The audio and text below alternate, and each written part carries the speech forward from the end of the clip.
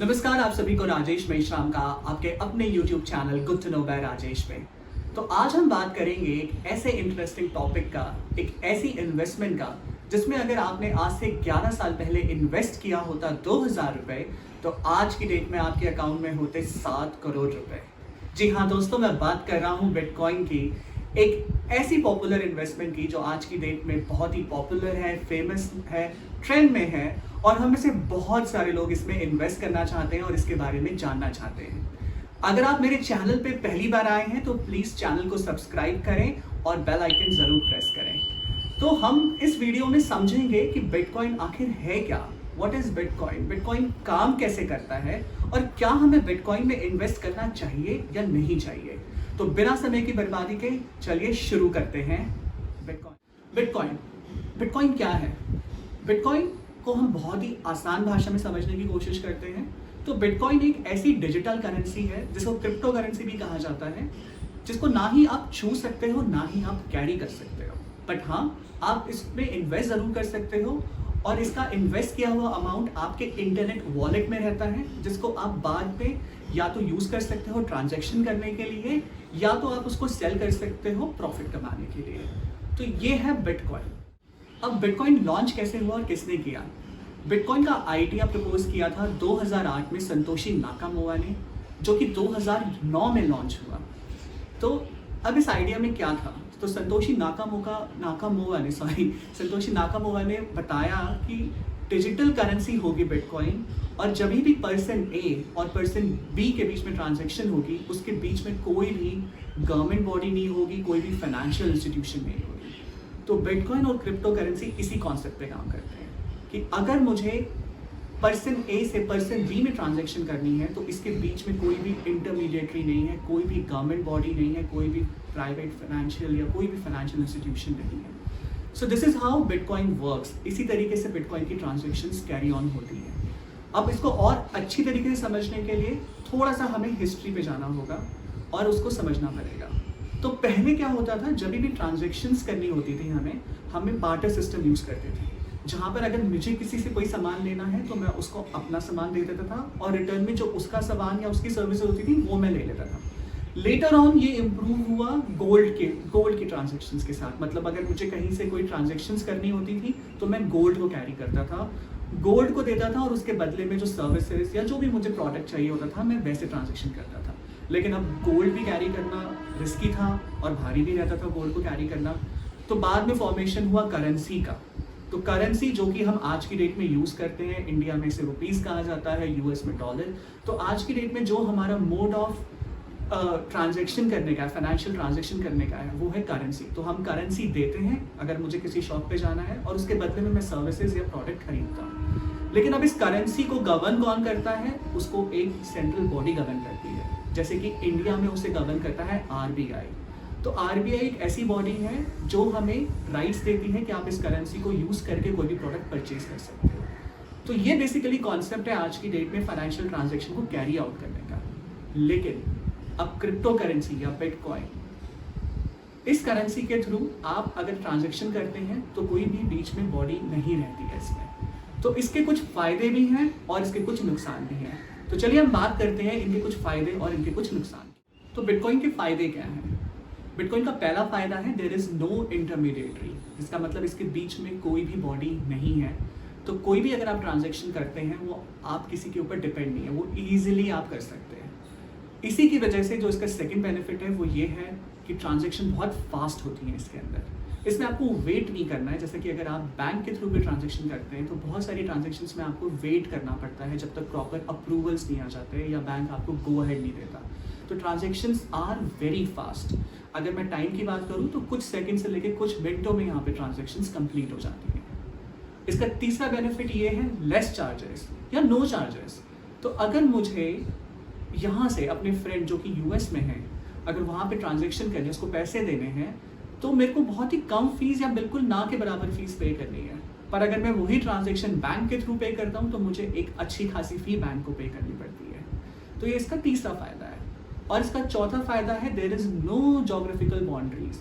इसका मतलब ये है कि मुझे किसी भी पैरामीटर्स को या कोई भी पेपर वर्क की फॉर्मेलिटीज़ को कंप्लीट नहीं करना है अगर मुझे किसी भी कंट्री में या किसी भी वर्ल्ड के कोने में मुझे ये ट्रांजैक्शंस कंप्लीट करनी है। तो ये तो है बिटकॉइन के फ़ायदे। अब इसके नुकसान क्या है? अब इसका सबसे बड़ा नुकसान ये है कि जो भी ट्रांजैक्शन आप करते हैं वो इरिवर्सिबल है।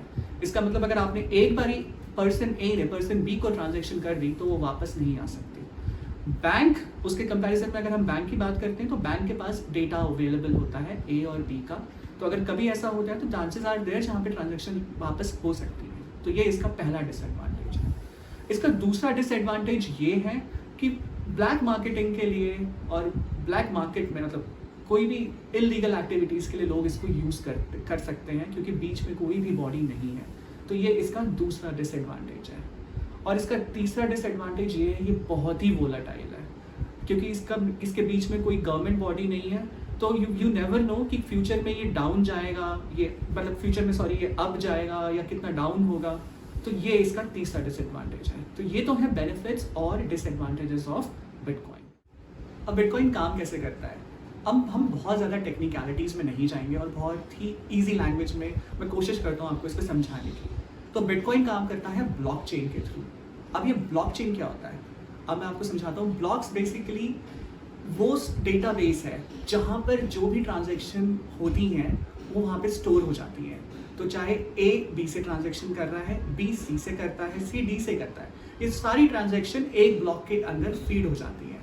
और जैसे ही ये ब्लॉक फिल्ड हो जाता है दूसरा ब्लॉक बन जाता है। तो जो आपकी लास्ट ट्रांजैक्शन है ब्लॉक ए की, वो ब्लॉक बी की फर्स्ट ट्रांजैक्शन के साथ अटैच हो जाती है और ऐसे ही जितनी ट्रांजैक्शंस होती रहती हैं वो ब्लॉक बी के अंदर चलती रहेंगी। जब वो कंप्लीट हो जाएगा तो ब्लॉक सी बन जाएगा। तो ये जितने भी ब्लॉक्स हैं, ये ब्लॉक्स एक चेन के थ्रू जुड़े होते हैं, इसलिए बिटकॉइन को हम कहते हैं कि bitcoin works on a blockchain process. तो इस ब्लॉकचेन के प्रोसेस के थ्रू बिटकॉइन काम करता है। अब ये जो ट्रांजैक्शंस हो रही हैं, अब ये ट्रांजैक्शंस कोई तो वेरीफाई कर रहा है, ये प्रोसेस कैसे हो रही है, इसे कौन कर रहा है? तो जो लोग इन्हें कर रहे हैं उन्हें कहा जाता है माइनर्स। अब ये माइनर्स वर्ल्ड वाइड फैले हुए हैं और ये जो माइनर्स हैं ये सुपर कंप्यूटर्स पे काम करते हैं। ये नॉर्मल कंप्यूटर पे ये ट्रांजैक्शंस नहीं वेरीफाई हो सकती है। इसमें एक एल्गोरिथम, बहुत ही कॉम्प्लेक्स कैलकुलेशंस होती हैं जो कि ये माइनर्स को ही पता होता है और ये अपने सुपर कंप्यूटर्स के थ्रू इन सब चीज़ों को प्रोसेसिंग लाते हैं। जब भी ट्रांजैक्शन होती हैं यही उन ट्रांजैक्शंस को समझते हैं, वेरीफाई करते हैं और कंप्लीटली प्रोसेस करते हैं। अब इन माइनर्स को इसके रिटर्न में क्या मिलता है? इन माइनर्स को इसके रिटर्न में मिलता है बिटकॉइन। ऑब्वियसली बहुत सारे बिटकॉइन ट्रांसफर नहीं हो जाते हैं, इन्हें कुछ पार्ट्स एंड पीसेस में बिटकॉइन मिलते हैं, इसीलिए इस प्रोसेस को माइनिंग भी कहा जाता है। तो बिटकॉइन काम करता है ब्लॉकचेन के प्रोसेस पे।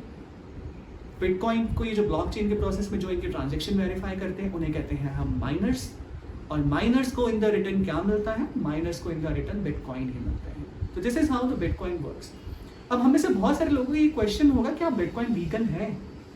अगर हम अपनी कंट्री की बात करते हैं इंडिया में, तो हाँ ये लीगल है, आप बिटकॉइन में इन्वेस्ट कर सकते हैं। बट क्या ये लीगल टेंडर है? अब लीगल टेंडर से क्या मतलब, लीगल टेंडर क्या होता है? लीगल टेंडर का मतलब ये होता है कि आपके पास राइट्स हैं कि आप उस करेंसी को यूज कर सकते हो ट्रांजैक्शन करने के लिए। जैसे कि अगर मेरे पास इंडियन करेंसी का रुपी है तो मैं रुपी ले जाके कोई भी ट्रांजैक्शन कर सकता हूँ, चाहे मैं मॉल में जाऊँ या मैं कोई भी प्रोडक्ट खरीद सकता हूँ। तो वो लीगल टेंडर है कि मेरे पास एक लीगल राइट है। But bitcoin is not a legal tender.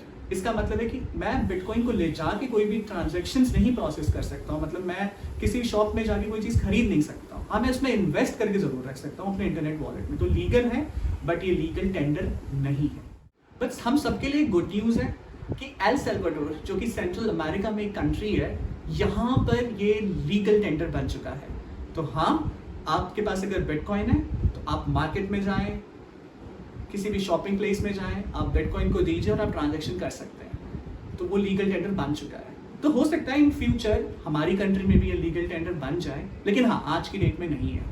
तो बस मैं यही समझाना चाहता था कि डिफरेंस बिटवीन क्या लीगल है या लीगल टेंडर नहीं है। तो हाँ जी, ये लीगल है बट लीगल टेंडर नहीं है। और शायद अब आप समझ चुके हैं कि लीगल टेंडर से मेरा कहने का मतलब और मकसद क्या था।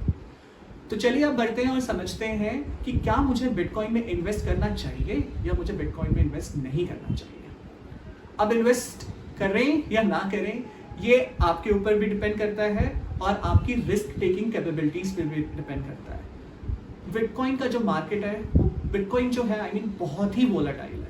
अब अगर मैं एक एग्जांपल आपको देके समझाऊं, दिसंबर 2017 में एक बिटकॉइन की वैल्यू थी 14 लाख रुपए और मार्च 2020 में उसी बिटकॉइन की वैल्यू हो गई थी 4 लाख रुपए और आज की डेट में एक बिटकॉइन की वैल्यू है तकरीबन 25 लाख रुपए। तो आप समझ सकते हैं कि मार्केट कितना ज़्यादा वोलेटाइल है इसका, ये कभी भी बढ़ता है कभी भी गिरता है। और दूसरा सबसे बड़ी बात यह है कि बीच में कोई सेंट्रल बॉडी नहीं है, कोई प्राइवेट इंस्टीट्यूशन नहीं है, तो कोई इसको रेगुलेट नहीं करता है। तो हमें नहीं पता कि फ्यूचर में कितना बढ़ सकता है, कितना गिर सकता है।